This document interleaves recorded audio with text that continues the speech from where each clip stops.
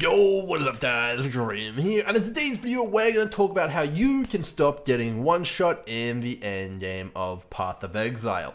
So most people in this game will tell you that once you have capped resistances that you're ready to go and you're good to go and your character is all defensive up. And they might also tell you to get, 4,000 or 5,000 life, as much as you can get. But the real thing that's going to be one-shotting you isn't going to be anything to do with these two things. The health will help. It's actually going to be something altogether different. So if you've ever gotten to the end game and done the Guardian maps and just randomly died over and over and over again, this is going to answer why that is. So overall, Path of Exile is a fairly complex game, and as part of figuring it out, I decided to take on a new project called Project Tank, where we essentially check the numbers of every single boss and understand how much damage they do in the game. So here we have all of the different Guardians, as well as Shaper, and how much damage they do, as well as, an ability to put in almost calculations of your character. So right now, we have a character with 4,200 life, roughly, and capped resistances, and you can see how much damage each of the different bosses' abilities will do.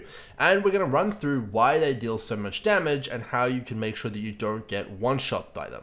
So a character with 4,200 life and 75% of all resistances, you can see here the abilities marked in red are going to well and truly, in some cases, one-shot you.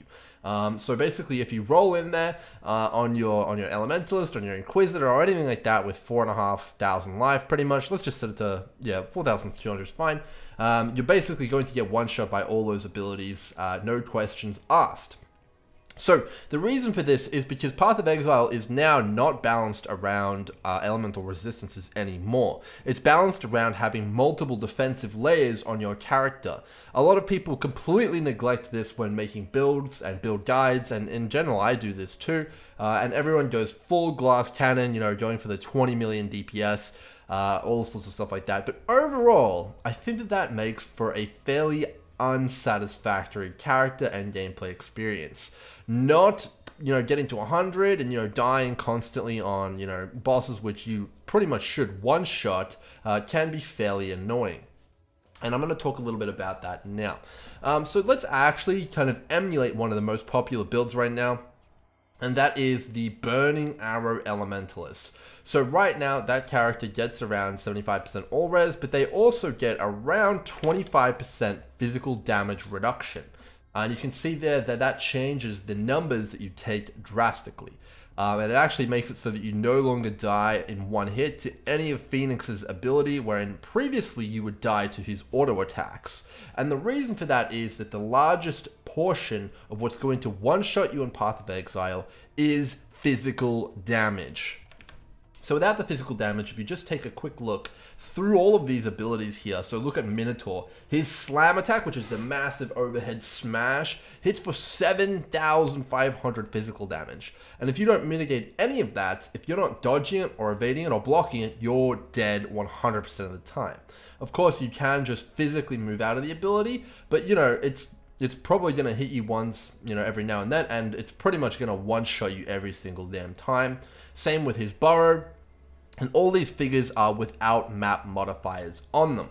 When you start adding increased damage, increased AoE, added elemental damage, it's going to get out of control, and your character is going to get absolutely taken to hose town. So you do really need to understand defensive layers in this game, and we're going to go over a few of them, but I kind of did want to review a few other things here. So overall here, we can see that Minotaur has all of his attacks here listed, and they're all tagged as attack-based skills. This is very, very important. So some of the most tanky characters in PoE are in fact dodge and evasion-based builds. So whenever an ability is tagged as an attack on here, that means it can be evaded and it can be dodged. If you take a look at defense here, we can see that my evasion is currently 33%.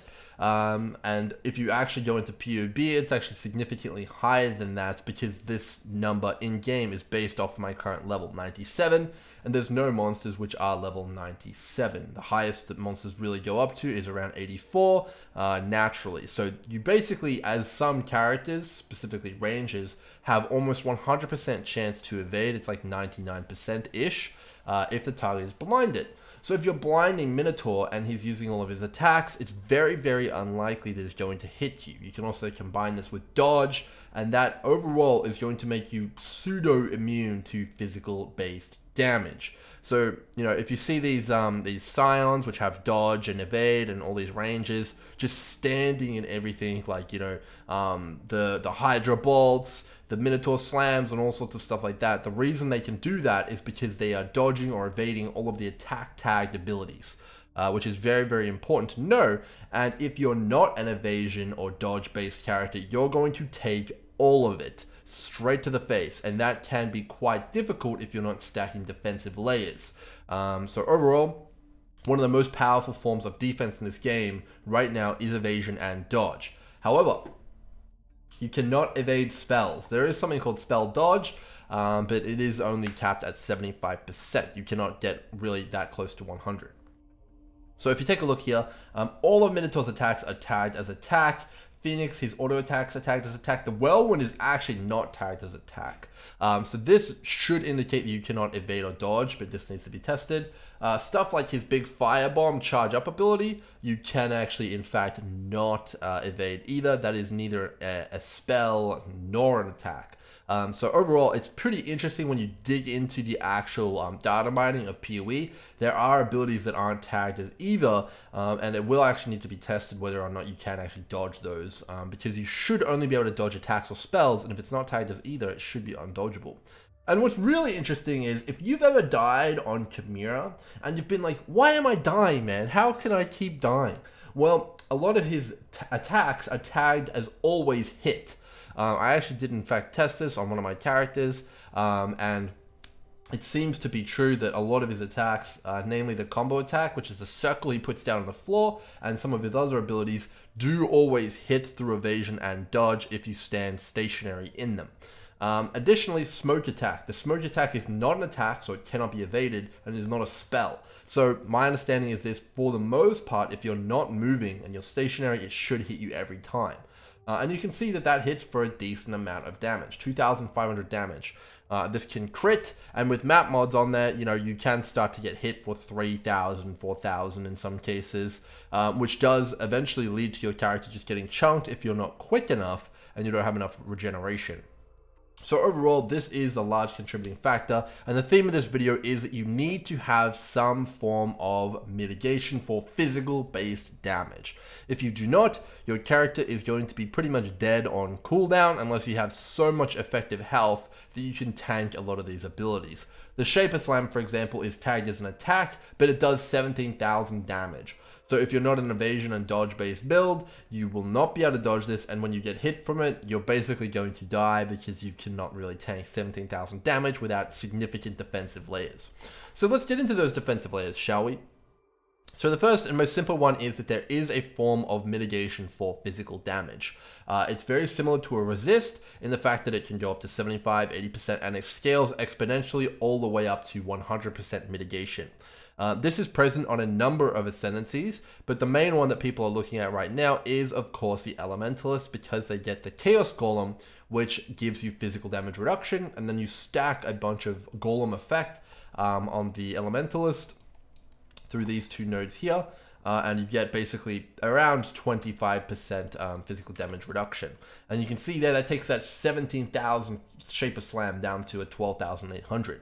But you're still going to die to a lot of attacks. You're going to die pretty much to all of Hydra's attacks. They're going to pretty much one-shot you if you get hit by them, and that is a problem. So is there any other ways that you can get physical damage mitigation? Well, you can use endurance charges, which also give physical damage mitigation. You can see that they give you an additional 4% physical damage mitigation per endurance charge. This is a big deal. So if you had an additional 12%, that would take you up to 37%, which is, okay, that is way too much there. So 37. there.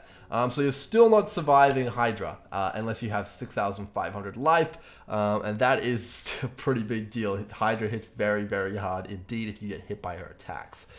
So you are getting close to being able to mitigate it though. So if you had something like 5 endurance charges, that would be 10% mitigation. So that would be a lot better. Sorry, that would be, what would that actually be? That would be 5, that would be 20% mitigation. So it'd take you up to 45. And now you're getting almost close to being able to mitigate the Doom Arrow. And the Doom Arrow, in fact, is that frontal cone that they do, which is the which you could now stand in theoretically. So overall, you do need to have some defensive layers. So physical damage mitigation is one way to go about it. Stuff like the Juggernaut has a ton of it on it. You know, obviously there's the Chaos Golem. Endurance charges are a fantastic way to accumulate it. But overall, this isn't going to be the primary way that you're going to get it. You can obviously mitigate some through armor as well, but armor is actually not that powerful unless you couple it with something else as well.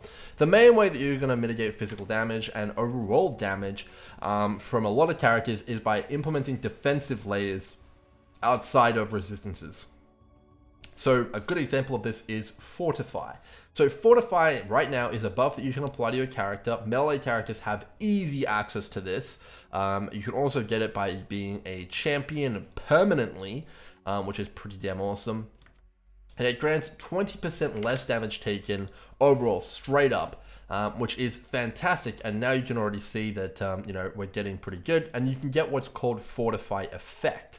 And if you just take a look at the tree, it's pretty much all the way around the left side of the tree. And you know, if you're wondering, so if you can't dodge, if you can't evade, how are you tanking all these hits as a character on the left side of the tree? Well, Fortify is pretty much your go-to answer. You can get tons of Fortify effects, so it's 10% there.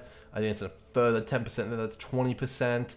So you can get, you know, easily like around, you know, 40 to 60% just on the tree. And then you can also get a further 25% on a helm just from crafting it.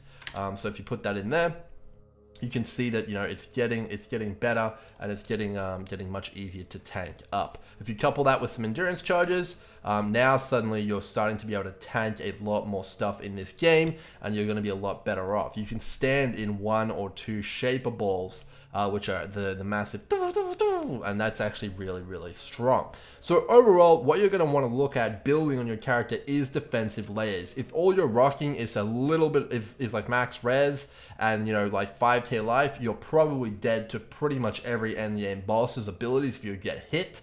So you do need to go for those defensive layers. We'll quickly rapid fire through a few of them right now. So there's Divine Flesh on the elemental side of things. There's physical damage converted to elemental. There's Wind Dancer. There's stuff like Kintsugi, which is a really, really fantastic unique. There's Fortify, endurance charges. A lot of the different ascendancies have really good defensive layers on them, such as Chieftain, Juggernaut.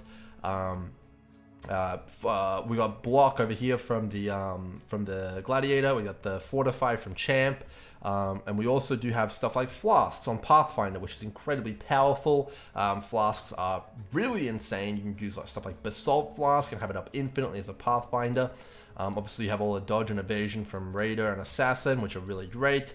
The main one, which I have an issue with trying to figure out how to build defenses on, is actually Witch. I have really no idea how you're meant to mitigate damage as a Witch outside of getting 10,000 energy shield. You know, Elementalist has a bit of physical damage mitigation, but that's pretty much all she has. She can't get down to phase acro and Wind Dancer, which is the massive way to survive, as you know, the bottom right.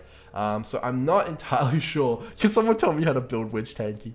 I'm not actually sure. I'm sure it can be done, but it will probably need to be down that physical damage taken as elemental, because you do need to mitigate fizz and you do need to build those defensive layers. So hopefully you guys have enjoyed this little bit of a sneak peek into Project Tank, and it has answered that question. Why are you getting one shot? Well, it's probably because you're not building physical damage mitigation and defensive layers. They are pretty much mandatory now in PoE, and if you don't go down that route, you're going to get one shot on cooldown, which is pretty annoying. So with that said, guys, like and sub if you enjoyed the content, and I'll see you guys next time. Cheers.